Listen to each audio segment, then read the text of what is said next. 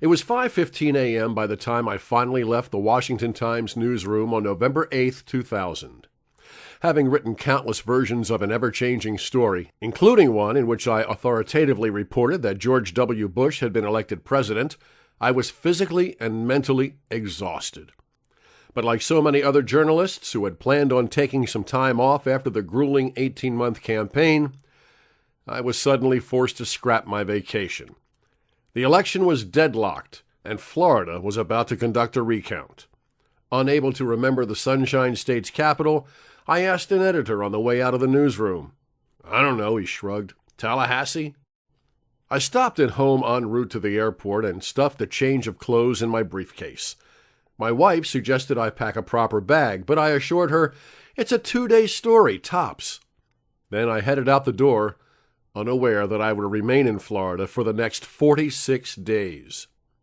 Now, it looked as though Gore was digging in his heels once again. He had conceded the election to Bush, only to call back an hour later and withdraw his concession. He seemed to be hunkering down for a new fight, although no one knew, as my plane touched down in Tallahassee, just how far Gore was willing to go. At that early stage of the standoff, no one could have imagined that Gore would personally direct a smear and destroy campaign against Florida's top election official for simply upholding the law.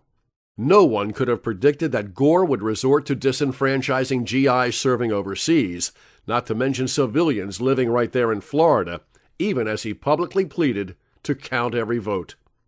And not even the craziest of conspiracy theorists would dare posit a scenario in which Gore would privately consult an Electoral College expert to advise him on the possibilities of enlisting faithless Bush electors. Now, I wondered if the entire nation was about to get an eyeful of the sausage-making operation known as voting in America. 36 days after arriving in Florida, most of the reporters finally went home. I remained for 10 more days, traveling the state to research just how far Gore had gone to achieve his goal.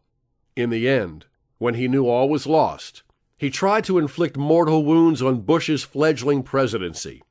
In the process, he all but obliterated any chance for a political comeback of his own. In short, Al Gore tried like, well, Al Gore, to seize the presidency at any cost.